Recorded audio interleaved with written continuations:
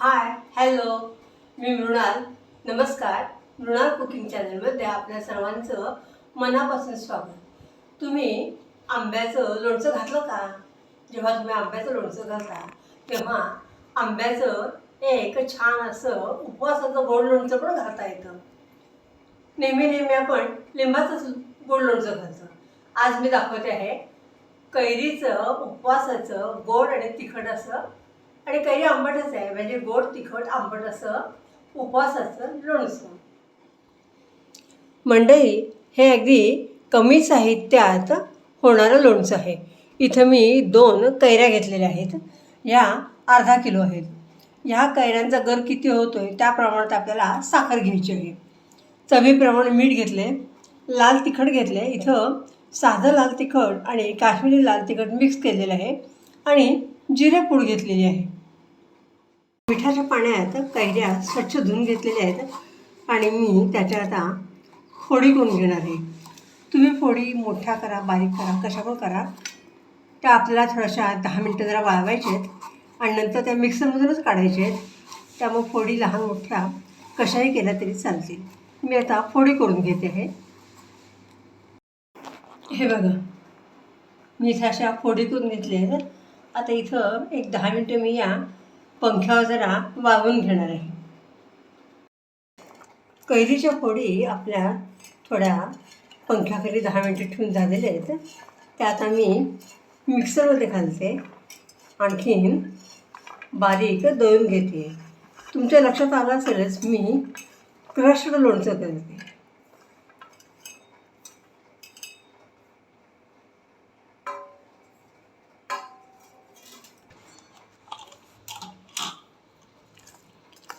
आपल्या कैरीच्या फोडी बारीक करून हे बघा असा छान असा लगदा तयार झालेला आहे. आता मी मोजून घेते. हा किती वाट्या झाला आहे तो आता आपण बघूया.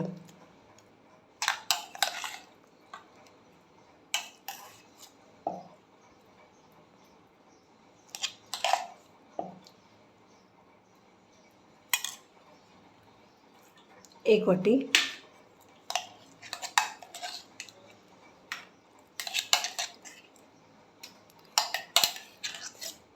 दोन वाटे होणार आहे.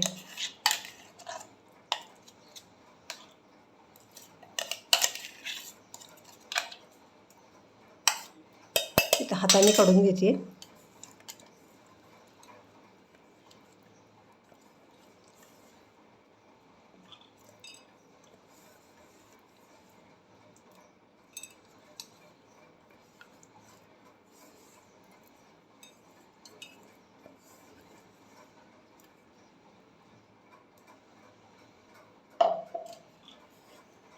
हे बघा 2 वाट्या झालेल्या आहेत, कारण ह्याच्या प्रमाणात आपल्याला साखर घ्यायची. मी आता गॅस चालू करते. हा थोडासा आपण हलके तसं जरा परतून घेणार आहोत. 1-2 मिनटं थोडंसं 1-2 मिनटं परतून घेणार आहे आणि मग ह्याच्यामध्ये साखर घालणार आहे.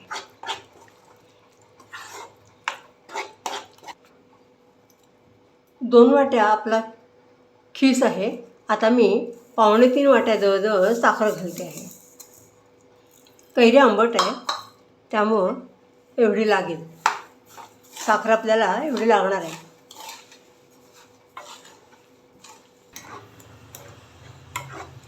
आपला कैरीचा खीस आणखीन साखर एकत्र झाल्यावर पातळ झाले बघा मिश्रण.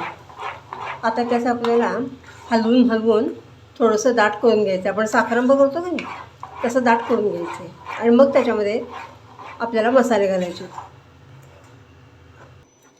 मिश्रण आपल्याला ढवळत राहायचं आहे मधनं, नाहीतर ते कढईच्या तळाशी लागू शकतं. आपलं कैरीचं क्रश लोणचं तयार होत आलं आहे. आटलेलं आहे, कमी झालेलं आहे. अजून ते घट्ट होणार आहे. तोपर्यंत मी त्याच्यामध्ये मसाले घालून घेते आहे. चवीप्रमाणे मीठ घातले, जिरेपूड घातलेली आहे. इथं मी 2 चमचे लाल तिखट घालून घेते.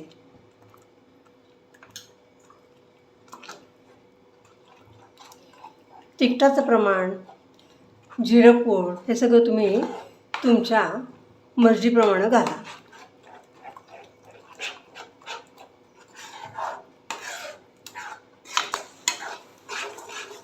आपलं उपवासाचं कैरीचं गोड लोणचं तयार झालेलं आहे.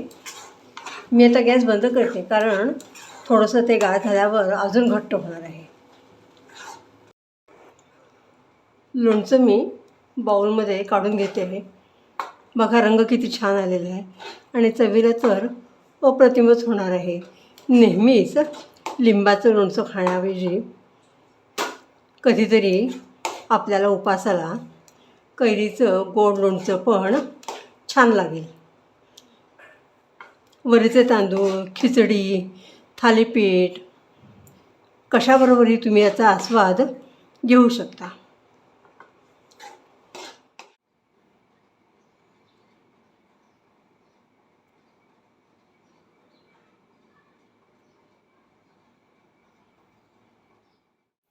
अशा रीतीनं आपलं कैरीचं उपवासाचं गोड लोणचं तयार झालेलं आहे. लिंबाच्या लोणच्या इतकंच तुम्हाला पण ते आवडेल, पण तुम्ही नक्की करून बघा. केल्याशिवाय तुम्हाला समजणार नाही. रेसिपी आवडल्यास लाईक, शेअर, सबस्क्राईब करा. तुमचा अभिप्राय कळवा. तुमच्या अभिप्रायाची मी वाट बघत असते. तुमच्या अभिप्राय, लाईक, शेअर ह्याच्यामुळं काय होतं, माझा उत्साह वाढतो. तेव्हा नक्कीच करत जावा. परत अशाच नवीन रेसिपी घेऊन मी येणारच आहे. तोपर्यंत स्वस्थ राहा, आनंदी राहा. आता श्रावण महिना येणार आहे, त्याची तयारी आत्तापासूनच मी सुरुवात केलेली आहे. तुम्ही कधी करणार ते कळवा. धन्यवाद.